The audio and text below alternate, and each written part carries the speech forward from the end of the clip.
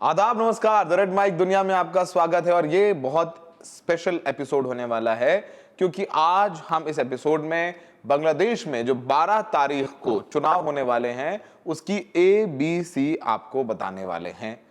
ये वीडियो हम लोग एक कर्टन रेजर की तरह कर रहे हैं क्योंकि हम लोग ग्राउंड पर जाकर के भी, जमीन पर जाकर के भी कवरेज करेंगे कि बांग्लादेश चुनाव में आखिर कौन जीत रहा है, क्या मुद्दे हैं, और इसलिए भी और उस लिहाज से भी कि भारत के लिहाज से भी कि भारत के लिए बहुत इंपॉर्टेंट ये चुनाव होने वाला है क्योंकि शेख हसीना यहाँ है और वहाँ खालिदा जिया का इंतकाल हो चुका है। तो एक नया बांग्लादेश जिसकी बात हुई कि नया बांग्लादेश बन चुका है 2024 में, जो वहाँ रेवोल्यूशन कहा जा रहा है उसके बाद से। तो उस नए बांग्लादेश में भारत कहाँ होगा, क्योंकि भारत और बांग्लादेश के संबंध कितने खराब हो चुके हैं आप जानते हैं। चाहे वो क्रिकेट हो, चाहे वो स्ट्रेटेजिक रिलेशंस हो, हर जगह ऊपर नीचे चल रहा है। तो शाही साहब ने कहा कि चलिए आज इस पर बैठ के जरा आप लोगों के लिए एक बढ़िया सा रिपोर्ट बनाते हैं, हम लोग चर्चा करते हैं ताकि आप लोगों को भी समझ में आए कि बांग्लादेश में आखिर होने क्या वाला है। 12 फरवरी को बांग्लादेश में चुनाव है, वोटिंग है और उस दिन देर रात या 13 तारीख को नतीजे साफ हो जाएंगे कि कौन जीत रहा है। शाही साहब ने अभी हमसे एक बात कही, हमने कहा कि 2009 के बाद फ्री और फेयर इलेक्शन हो रहा है। शाही साहब ने कहा नहीं, फ्री तो हो रहा है, फेयर नहीं हो रहा है। इसलिए नहीं हो रहा है क्योंकि इस चुनाव में आवामी लीग चुनाव नहीं लड़ रही है। आवामी लीग को बैन कर दिया गया है क्योंकि वो शेख हसीना की पार्टी है। शेख हसीना एग्जाइल में हिंदुस्तान में रह रही हैं। यानी जो लड़ाई है वो दो पार्टियों के बीच है। एक BNP जिसकी खालिदा जिया जिनकी अभी मौत हुई, उनके बेटे आ गए हैं, उनके नेतृत्व में चुनाव हो रहा है। और दूसरी तरफ जमात, जिसको लेकर के सबको चिंता है कि अगर जमात आती है तो एक कट्टरपंथ बढ़ेगा बांग्लादेश में। उसके साथ में NCP जो युवाओं ने बनाई है अपनी पार्टी, वो अलायंस में है। तो बड़ा दिलचस्प होने वाला है ये चुनाव। तो शाही साहब, अब ये चुनाव तो काफी दिलचस्प, जैसे हमने कहा, होने ही वाला है। पहले तो ये चर्चा करते हैं कि ये दोनों पार्टियां, इनके दावे क्या हैं, वादे क्या हैं, और जमात की पिछली परफॉर्मेंस कैसी रही, BNP की पिछली परफॉर्मेंस कैसी रही, इवेल्युएट तो उसी आधार पर करेंगे। जी देखें सर, दोनों एलाई रह चुके हैं। जब शेख हसीना जो हैं वो प्राइमरी एनिमी थी तो दोनों ने मिलके भी चुनाव लड़ा है। हालांकि बहुत सालों से जमात इस्लामी जो है वो बैन थी और उनके लीडर्स को फांसी पे भी अभी कुछ साल पहले ही चढ़ाया गया। मोतियुर रहमान निज़ामी और बाकी और भी लोग थे। लेकिन ग्राउंड से वो ऑफ कोर्स पार्टी कहीं गई नहीं है। उसके अपने बेस हैं, उसके अपने एरिया ऑफ डोमिनेंस है जहाँ पे वो रहती है, और BNP के साथ मिलके पिगी बैक करके वो चुनाव लड़ती रही है। जहाँ तक परफॉर्मेंस का सवाल है तो जाहिर है कि पिछले 3 चुनाव की हम बात कर ही नहीं पाएंगे कि वो न फ्री थे न फेयर थे। वो चुनाव किस तरह से वो हम सबको पता है। लेकिन ये है कि ब्रॉडली BNP का सपोर्ट बेस जो है वो अच्छा खासा है। कहीं समवेयर बिटवीन 20 से 30% के दरमियान उनको वोट रहता है। मतलब कभी हार जाएं तो कम हो गया, कभी जीत जाएं तो 35 हो सकता है, इस तरह से वोट उनका रहता है। और जमात का नॉर्मली जो है वो 10 से 12% से ज़्यादा वोट नहीं होता था, लेकिन जब आप दोनों को ज्वाइन करते हैं तो फॉर्मिडेबल अपोजिशन ये बन जाती थी। तो इसीलिए ये हमेशा डर जो है शेख हसीना को भी था कि ये चुनाव जीत सकते हैं, तो एक को बैन कर दिया, दूसरे को परेशान किया, कैडर को। जो 10,000 से ऊपर कैडर BNP के जेल में थे। तो आप समझ सकते हैं खालिदा जिया ही जेल में थी, मतलब एग्जैक्टली। और हाउस अरेस्ट में बाकी लोग, एग्जाइल में शफीकुर रहमान जो यानी सब लोग, सॉरी तारिकुर रहमान जो उनके बेटे हैं वो एग्जाइल में थे, 20-17 साल से ब्रिटेन में थे। तो ये चीज़ जो है वो इसलिए हम पुरानी डेटा जो है वो नहीं कर सकते। एक चीज़ जो अब देखने को मिली, अब तो ये दोनों एक दूसरे के अगेंस्ट में लड़ रहे हैं। BNP एक तरफ है, दूसरी तरफ जो जमात इस्लामी है उसने जो एक फ्रंट बनाया है, महाज बनाया, उसको वो कहती हैं कि लाइक माइंडेड पार्टी है, क्योंकि उसमें तमाम राइट विंग पार्टीज हैं एक्सेप्ट NCP। ये जो बच्चों की पार्टी थी जिन्होंने ये जो रेवोल्यूशन में जो पार्टिसिपेट कर रहे थे, उनकी पार्टी जो जातीय और नागरिक पार्टी है वो उसमें है, अलायंस में है। बाकी सारी उसमें जो पार्टीज हैं वो जमात इस्लामी का ही समझ लें उसी किस्म की, सुन्नी इत्तेहाद फलाना ढिमकाना इस तरह की जो पार्टी हैं वो उस अलायंस में है। तो ब्रॉडली यही दोनों लड़ रही है। याद रखें, एक बहुत पुरानी पार्टी है, मिलिट्री बेस्ड जातीय पार्टी उसको कहते हैं, वो भी चुनाव लड़ रही है, उसको भी ठीक ठाक वोट आ जाता है, उसके भी कुछ एरिया ऑफ इन्फ्लुएंसेस हैं, तो वो भी लड़ रही है। और एक कम्युनिस्ट पार्टी का अपना महाज है, जिसमें बांग्लादेश की तमाम कम्युनिस्ट पार्टीज एक साथ हो जाते एक साथ होके चुनाव लड़ रही हैं। वही इनफैक्ट वो पार्टी है जिसमें सबसे ज़्यादा हिंदू भी चुनाव लड़ रहे हैं। लेकिन तो ये ब्रॉडली है, पर जैसा सारे लोग कह रहे हैं कि लड़ाई बीएनपी वर्सेस जमात अलायंस में है, जिसमें 11 like minded so called parties हैं। 11 सो कॉल्ड पार्टीज हैं, तो यानी एक वक्त एक दूसरे के अलाई रहे, एक दूसरे के मित्र रहे, पॉलिटिकल मित्र रहे, वो अब आमने सामने चुनाव लड़ रहे हैं। अब चेहरे कौन से हैं शाही साहब? बिल्कुल कि मतलब अगर बीएनपी जीतती है तो तारिकुर रहमान जो खालिदा जिया के बेटे हैं वो, और अगर जमात जीतती है तो शफीकुर रहमान। तो यानी इस बार चुनाव जो है इन दोनों चेहरों के बीच में बिल्कुल है। और बड़ा ही इंटरेस्टिंग कैंपेन देखने को मिल रहा है। याद रखें कि तारिक जो हैं वो कई सालों से, 17 सालों से रहते वो विदेश में हैं, तो उन्होंने, अब देखिए कई चीज़ आप ऑस्मोसिस से सीख जाते हैं ना। आप किसी सोसाइटी में रह रहे हैं, आप सीखने की कोशिश नहीं भी करेंगे तो वो आपके अंदर आ जाता है, उस ऑस्मोसिस का प्रोसेस है वो। अब तारिक रहमान का अगर आप एक्सपीरियंस देखें, उन्होंने जाहिर है कि ब्रिटेन में कई चुनाव अभी देखे होंगे, जो उनका कैंपेन है वो बहुत ही इंटरेस्टिंग है, वेरी डिफरेंट फ्रॉम जो उनकी मदर करती थी। नहीं यार, उनकी मदर करती थी। कन्वेंशनल कैंपेन जो होता है उससे बिल्कुल अलग है। कैसे अलग है? जैसे मैं अभी 2-4 उनके कैंपेन वीडियोस देख रहा था कि वो क्या करते हैं। तो अव्वल तो वो कोशिश उनकी ये रहती है कि ये जो भी भारत, पाकिस्तान, बांग्लादेश जैसी जो सोसाइटीज़ हैं जिसमें नेता अपने आप को एक तरह से फ्यूडल लॉर्ड समझते हैं, कि भाई वो स्टेज पे चले गए और वो ज्ञान दे रहे हैं और आप ज्ञान जो है अपना ले रहे हैं, ठीक है, वो इसके अलावा बहुत ज़्यादा होता नहीं है। अब ये क्या कर रहे हैं, इनकी मैंने 2-4 अभी देखी जो कैंपेन से, 2-3 बड़ी कैंपेन्स उन्होंने की थी, वो बड़ा इंटरेक्टिव बना रहे हैं। क्यों? क्योंकि यही वेस्ट में ऐसे ही चुनाव होता है। 2 चीज़ जो मुझे नज़र आई है इनके उसमें, एक तो अव्वल तो ये कि अपनी बेगम को साथ में लेके चल रहे हैं। ये हमारे यहाँ इसका कोई बहुत विशेष कल्चर नहीं है, विदेशों में है। हाँ, विदेशों में है, क्योंकि हर आदमी, हर नेता वहाँ अपने आप को फैमिली मैन प्रोजेक्ट करता है। हाँ। हम आएंगे तो फैमिली के हक में काम करेंगे, तो मतलब परिवार के लिए, परिवार के। और यहाँ सोचते हैं कि अरे योगी जी ने शादी नहीं की, योगी जी ने देश के लिए समर्पित कर दिया अपने आप को। बिल्कुल। मोदी जी ने यहाँ, मतलब जो लोग जिन्होंने शादी नहीं की, जिनके बच्चे नहीं है, वो दिखाते हैं हमने कितना सेक्रीफाइस किया है, जबकि वो मतलब ऐसा नहीं है, वो योगी ही थे। एग्जैक्टली। और मतलब ऐसा तो नहीं उन्होंने देश की सेवा करनी, मतलब that's what I am trying to say, वो आप संत है, और संत अगर आपको रहना है तो उसके रूल्स हैं। हाँ, तो अब ये है कि वहाँ पे तारिक जो हैं वो लगातार यही कर रहे हैं। अच्छा, एक तो ये चीज़ है कि वाइफ को लेके जाना, दूसरा वो इंटरेक्टिव बना रहे हैं। अभी एक मैं उनका वो कैंपेन देख रहा था एक जगह पे, जहाँ पे वो सडनली बोलते हैं कैंपेन के बीच में कि मतलब एक बुजुर्ग देख के रिलीजियस, यानी बड़ी दाढ़ी और सफ़ेद, तो उनको कहा कि भाई आप कहाँ से आए हैं? तो उसने कुछ मोहल्ले का कोई नाम बताया, कहा कि अच्छा आपके मोहल्ले से और भी कोई आया है? तो सैकड़ों हाथ उठे, स्टेज पे बुला लिया उसको, और उससे पहला सवाल पूछ रहे हैं कि आप ने हज किया है या कोई उम्रा की है? बोला हाँ मैंने किया है। यानी वो जानबूझ के, अब मैं बताऊंगा कि कहाँ लेके जा रहा हूँ मैं इस चीज़ को। कहा अच्छा ठीक है, तो ये बताओ, उससे पूछ रहे हैं कि ये दोजख और जन्नत किसकी है? उसने कहा अल्लाह की है। तो कहा कि फिर ये बताओ कि किसी और को अधिकार है कि जो उसके हक में नहीं है, उसके हाथ में नहीं है, वो दूसरे को दे सके? उसने कहा नहीं। तो उसने कहा कि इसीलिए रिलीजन को कैंपेन का या पॉलिटिक्स का हिस्सा नहीं बनाना चाहिए, कि तुम दे नहीं सकते, दे अल्लाह रहा। कहाँ इशारा था? जमात के ऊपर में। तो ये बड़ा इंटरेस्टिंग था। याद रहे, अभी जैसे पिछले वीडियो में भी मैंने बताया ये बात, कि कोशिश यहाँ बीएनपी की ये है कि जो सेकुलर जो एक स्पेस था, जिसको अभी खाली किया शेख हसीना की पार्टी ने, लड़ नहीं रही है, तो ये अपने आप को सेंटर राइट से सेंटर की तरफ शिफ्ट कर रहे हैं।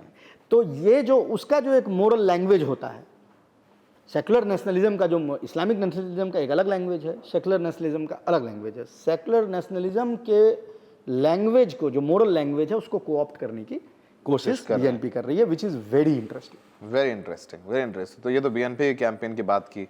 अब देखिए कि जो अवामी लीग यानी शेख हसीना हमेशा अपने आप को सेकुलर लीडर की तरफ प्रोजेक्ट करती रही, और वो बोलते थे, यानी जो अवामी लीग के काडर थे, जो कि हम बिहार जब हम गए थे बांग्लादेश तो बहुत सारे लोग बोल रहे थे कि देखिए हम सेकुलरिज्म मानते हैं। वहाँ जो स्टूडेंट्स थे, जाहिर सी बात है बहुत चार्ज अप थे, वो कह रहे थे कि हम सेकुलर लोग हैं, हम तो सब हिंदुओं को भी उतने ही हमारे इतने मुसलमान हैं।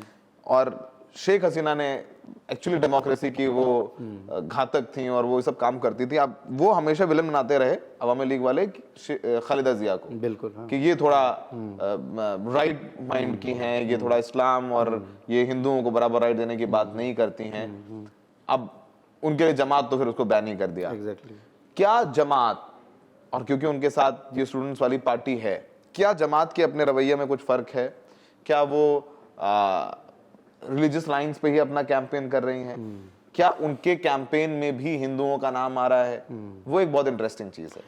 देखिए, दो चीज़ अभी हुई। एक बड़ा इंटरेस्टिंग अभी 4 दिन पहले हुआ ये कि जो उनके जमात के जो हेड हैं शफीकुर रहमान साहब, उनके ऑफिशियल एक्स अकाउंट से एक वक्तव्य जो है वो जारी किया गया। अगर उसको मैं यहाँ अपने दर्शकों के लिए ट्रांसलेट कर दूँ तो ये वो कहते हैं कि औरतें जो बाहर जाती हैं और काम वगैरह करती हैं वो फैमिली के हक़ में नहीं है, और जब वो बाहर जाती हैं तो अपने आप को एक्सपोज करती हैं कि उनका यानी उनका जो है सेक्सुअल फ़ायदा जो है वो उठा लिया जाए। और फिर उन्होंने एक वर्ड यूज किया, उन्होंने कहा कि फिर उनमें और वेश्याओं में कोई फ़र्क नहीं। हंगामा हो गया। अब ये हंगामा हुआ तो उसके बाद वो कह रहे थे कि हमारा अकाउंट जो है वो हैक कर लिया गया और इस पे किसी ने ये लगा दिया है। अब इसको लेके घिसा पिटा वही। हाँ, अब किसी को गिरफ्तार भी किया गया है। हालांकि मैंने बहुत सारे एक्टिविस्ट जो बीएनपी के देखे हैं, उन्होंने ये भी प्रूव किया है कि ये हैक वैक नहीं हुआ था। जब ये फंस गए हैं तो ये उसको इनफैक्ट जो उन्होंने एक्सप्लेनेशन दिया वीडियो कि मेरा कैसे हैक हुआ है, वो तो उससे तो नहीं लग रहा है कि हैक हुआ, क्योंकि उतनी थोड़ी बहुत जानकारी तो हम लोगों को भी आईटी की है कि समझ में आ जाता है कि हैक कौन कहते हैं नहीं करते। बहरहाल अब उससे वॉक बैक कर रहे हैं। लेकिन साथ ही साथ उन्होंने एक अल जजीरा को इंटरव्यू दिया जिसमें उनसे पूछा गया कि क्या जमात में कभी भी लीडर जो है वो खातून कोई होंगी? उन्होंने कहा कभी नहीं हो सकता। ठीक है, अब इन दोनों में फ़र्क है। जमात का लीडर खातून का ना होना एक अलग चीज़ है, वो तो रिलीजियस मामला है, लेकिन ये काम करने बाहर ना जाना ये अलग मामला है। ध्यान रखें, बांग्लादेश में फीमेल का वर्कफोर्स में पार्टिसिपेशन जो है वो बहुत ज़्यादा है, बहुत हाई है। One of the primary reason कि पाकिस्तान जो है वो ग्रो नहीं कर रहा है और बांग्लादेश ग्रो कर रहा है वो यही है कि महिलाएं काम कर रही हैं, पूरा काम करती हैं। ठीक है, वो जीडीपी का हिस्सा हैं। अब अच्छा, एक ये भी ख्याल रखें कि बांग्लादेश का सेक्स रेशियो जो है वो पॉजिटिव में है, यानी ज़्यादा फीमेल हैं मेल से। हालांकि हैविंग सेड दैट, अभी जो मैंने इलेक्टोरल रोल्स देखे हैं उसमें फीमेल की संख्या मेल से कम है, लेकिन पॉपुलेशन फीमेल की मेल से मतलब ज्यादा है। अभी तो दो ही महिलाओं के बीच ही टक्कर थी, तो जाहिर सी बात उन्होंने एम्पावर किया महिलाओं को। देखें, मैं थोड़ा सा इससे मैं इख्तिलाफ रखता हूँ आप क्योंकि क्या होता है कि अब हमारे यहाँ कहने के लिए प्राइम मिनिस्टर तो हैं, वो तो ओबीसी हैं, ओबीसी एम्पावर्ड है इस देश में नहीं है ना। तो ये देखिए, हाथी के दांत खाने दिखाने के साउथ एशिया में अलग होते हैं। हाँ, तो मैं ये कह रहा था कि अब उनका वो ट्वीट मतलब वो एक्स पे आ गया और उसको लेकर बड़ा हंगामा हुआ है। अब उसको लीपापोती करने की वो अपने तरीके से कोशिश भी कर रहे हैं। किसी को गिरफ्तार भी कर लिया गया फट से कि हाँ इसी ने हैक किया था। इस तरह से कुछ वहाँ पे चल रहा है। लेकिन ये भी बात सही है कि जितना बीएनपी सेंटर राइट से सेंटर के तरफ ग्रेविएट करेगा, उसके ही बहुत सारे जो राइट वाले वोटर हैं वो फर्दर राइट की तरफ ग्रेविटेट करते हुए नजर आएंगे। इसमें एक पत्ता जो है वो एनसीपी का है, ये जो स्टूडेंट्स की पार्टी है। एनसीपी के अगर पूरे अब अलायंस में लड़ रही है किसके साथ? जमात के साथ लड़ रही है। मैं इसको बिल्कुल एनालॉग मानता हूं जो आम आदमी पार्टी का था और जो इंडिया अगेंस्ट करप्शन का जो हाल था। ठीक है, सबको पता है किसके साथ मिलके वो पूरा का पूरा कैंपेन चला था। आरएसएस के लोग थे, राइट विंग के लोग थे। तब आप इनसे बात करते तो ये कहते कि नहीं, हमको पहले इसको उखाड़ के फेंकना है, फिर हम पार्टी को अपने तरीके से मोड़ लेंगे। ये जो इस तरह की जो पार्टी होती है जिनकी कोई क्लियर आइडियोलॉजी नहीं होती है, उनको बोला जाता है बिग हाउस या big tent party. Big tent का मतलब है कि हर किस्म की आइडियोलॉजी उसमें होती है। आपको भी लगता था कि हमारे पार्टी के जो लेफ्ट विंग वाले लोग हैं वो राइट विंग वाले लोगों को इन्फ्लुएंस कर लेंगे और पार्टी जो है वो लेफ्ट में चली जाएगी। हुआ नहीं। सारे वहाँ उनके लीडर जो हैं बीजेपी में शामिल हो गए जो राइट विंग के थे। हाँ, मतलब अब वही किरण बेदी चीज़ टाइप। एग्जैक्टली बिल्कुल एनसीपी के साथ हो रहा है। इसने भी जब अलायंस किया तो इनका ये कहना था, क्योंकि बिग टेन पार्टी है, इसमें भी राइट है, इसमें भी लेफ्ट है, इसके लेफ्ट वालों को लग रहा है कि हम अगर जमात के साथ अलायंस करेंगे तो हम जमात के पॉलिटिक्स को राइट से लेफ्ट ले आएंगे, सेंटर में लाएंगे। लेफ्ट तो क्या ही आएगा, वो थोड़ा खिसका लेंगे, थोड़ा ना खिसका सेंटर की लेंगे। अब ये देखना है कि कौन किसको खिसकाता है, ये अभी हमको नहीं पता है। चलिए एक और आखिरी सवाल, और सबसे अहम सवाल, कि भारत कितना मध्य में है इन तमाम चुनाव प्रचारों में, चाहे वो जमात का हो, चाहे वो अवामी लीग, अवामी माफ कीजिएगा बीएनपी का हो। भारत पर बड़ी चर्चा, और क्योंकि हम हिंदुस्तान के लोग, हम भी इसीलिए जा रहे हैं वहां, या कोशिश कर रहे हैं जाने की, कि वहां जाकर के दिखाएं अपने हिंदुस्तान के दर्शकों को कि भाई क्या हो रहा है वहां पे। तो वो क्या ये चुनाव इंडिया के अगेंस्ट हो रहा है?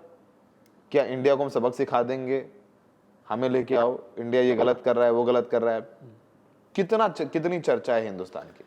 देखिए, अंडर करेंट्स तो जाहिर हैं, लेकिन ओवर्टली कैंपेन उस बिना पे नहीं हो रही है। ओवर्टली जो मैंने वीडियोस वगैरह देखी हैं, कहीं कहीं थोड़ा बहुत मेंशन है, लेकिन मोस्टली मेंशन इसी चीज़ की है कि नौकरी है, फलाना है, ये करंट अकाउंट डेफिसिट का जो है मामला, या बीओपी का भी, उनके बैलेंस ऑफ पेमेंट का भी जो एक मसला भी पिछले साल पेश आया था, उन चीज़ों को लेके है। इनफैक्ट दोनों पार्टीज़ जो हैं वो ओपनली तो यही कह रही हैं कि भारत के साथ भी हमारे अच्छे संबंध होंगे, मतलब ऐसा नहीं है कि हम उनके साथ जो है हमारे संबंध खराब होंगे। जहाँ तक पाकिस्तान का सवाल है, again Pakistan is comfortable with both parties, but Pakistan will prefer Jamaat alliance to win, prefer, but they are very comfortable with BNP also। ये याद रखें, चुनाव में बोलना, मोबिलाइज करना एक अलग चीज़ है। दोनों पार्टी ये अफोर्ड नहीं कर सकती कि भारत को एंटागनाइज कर ले। हाँ, बात खोले हम गाली दें, ठीक है, एंटागनाइज कर ले जब सत्ता में आ जाए, ये अफोर्ड नहीं कर सकती। हाँ, लेकिन जिस तरह का अनफिटर्ड हमारा एक्सेस था, कि मतलब जो बांग्लादेशी कहते हैं कि भारत ही चला रहा था ढाका, जो चाहे कर लेते जो थे, कर लेते थे, वो उसमें अब 20 साल अब नहीं होगा, 15-20 साल, क्योंकि 15-20 साल में नहीं देख रहा हूँ कि ये अवामी लीग का जो है वो बैक करेगी किसी दिन। याद रखें, साउथ एशिया में जहाँ पे इंस्टीट्यूशन ऐसे हैं जो इंडिविजुअल सेंट्रिक हैं, वहाँ पे मेमोरी बहुत पुरानी होती है। ठीक है, लोग आते हैं, तो इसलिए मैं ये नहीं कह रहा हूँ, लेकिन अभी फ़िलहाल मसला अभी पेश आएगा। लेकिन ये भी नहीं है कि जैसा मैंने कहा कि एक्टिवली कुछ चल रहा होगा, वो भी नहीं है, लेकिन ये भी नहीं होगा कि आप बांग्लादेश का पाकिस्तान से कोई संबंध नहीं होगा। अब उनके फ़्लाइट्स चल रहे हैं, उनके साथ देखें, ये भी तो है ना कि कौन कंट्री क्या दे सकता है। पाकिस्तान तो इकोनॉमिकली इतना स्ट्रांग ही नहीं है कि वो इन्वेस्टमेंट दे सके, बांग्लादेश वो तो भारत दे सकता है, लेकिन पाकिस्तान डिफेंस में उनको हेल्प कर सकता है। और एक जो कल्चरल कंटिन्यूटी, एक इस्लाम की जो कल्चरल कंटिन्यूटी है, वो आपको वहाँ पे वो ऑफर कर सकता है। हाँ, लेकिन उसके भी लिमिटेशंस हैं ना, वरना अलग देश क्यों बन जाता है। हाँ, मतलब कल्चरली दोनों अलग अलग है, तो उसके लेकिन लिमिटेशंस है। बट ये भी नहीं है कि अब आप वहाँ पे पाकिस्तान को माइनस करके वो चलिएगा। दूसरा है चाइना वाला जो मामला है, उसमें बांग्लादेश की किसी पार्टी को कोई दिक्कत नहीं है। ठीक है, सब उनके साथ करना चाहते हैं, क्योंकि वो पैसा भी दे सकता है, हथियार भी दे सकता है, एक्सेस भी दे सकता है, टेक्नोलॉजी भी दे सकता है, सब कुछ दे सकता है। तो भारत के लिए ज़्यादा मुश्किल वो फाइल मैनेज करना है, पाकिस्तान वाला फाइल मैनेज करना इतना मुश्किल भारत के लिए नहीं है। और ये भी याद रखें कि बियॉन्ड ए पॉइंट ऐसा नहीं है कि वहाँ भारत को सप्लांट करके पाकिस्तान को ले आया जाएगा। That is not going to happen. Public में एक बहुत इंटरेस्टिंग चीज़ है, मैं बस ऐड कर दूं, पसंद नहीं करते हैं एग्जैक्टली, जो 71 का एक मेमोरी है वो है ना। हाँ, तो ऐसा अच्छा, लेकिन अभी आप देखिए, बीएनपी जब जमात के साथ थी तो 71 को कहती थी कि बहुत पुरानी हो गई, अब आगे बढ़ना चाहिए। जैसे ही अब ये अलग हुई हैं, तो मैंने 2 ऐसे मीटिंग्स तारिक उर रहमान के सुने हैं जिसमें वो कह रही है कि जमात ने तो अपने रंग जो 71 में दिखा दिए थे, अब दोस्ती नहीं है तो 71 की बात वो करेंगे, जमात ने अपने रंग 71 में दिखा दिए, पाकिस्तान के साथ साइड हो गए। तो ये सब जो पॉलिटिकल वो जो चीज़ है वो खिंचातानी वो वहाँ पे चल रही है। लेकिन जैसा मैंने कहा, दोनों में कोई पार्टी ये अफोर्ड नहीं कर सकती कि जीत के अगर आएगी तो एंटागनाइज वो कर दे भारत को। They can not afford that. हाँ, हमारा अनफिटर्ड एक्सेस था वो भी नहीं रहेगा, हमारा अनफिटर्ड एक्सेस नहीं रहेगा। तो बांग्लादेश का जेनजी क्या करेगा, बांग्लादेश की महिलाएं क्या करेंगे, बांग्लादेश के बुजुर्ग क्या करेंगे, सब हम आपको बताएंगे, दिखाएंगे। तो हमें लगा कि एक थोड़ा सा आपको पहले चुनाव का आइडिया दे दें कि वहाँ क्या होने वाला है, ताकि इसको आप एक रेफरेंस इंट्रोडक्शन के तौर पर, किताब में जो होता है पहले, उसके तौर पर देखें, समझें, उसके बाद फिर डीप डाइव हम लोग आगे करते चले जाएंगे। तो दर्शकों, मज़ा आया होगा आपको, अब मज़ा आ रहा है तो फिर थोड़ा सपोर्ट करिए, शेयर करिए, ज्वाइन बटन को दबाइए और हमारी जो कवरेज है उसको सपोर्ट करिए। यही तो चाह रहे हैं आपसे, थोड़ा सा, थोड़ा तवज्जो चाह रहे हैं। देखिए हमें देखने के लिए बहुत बहुत शुक्रिया। शुक्रिया।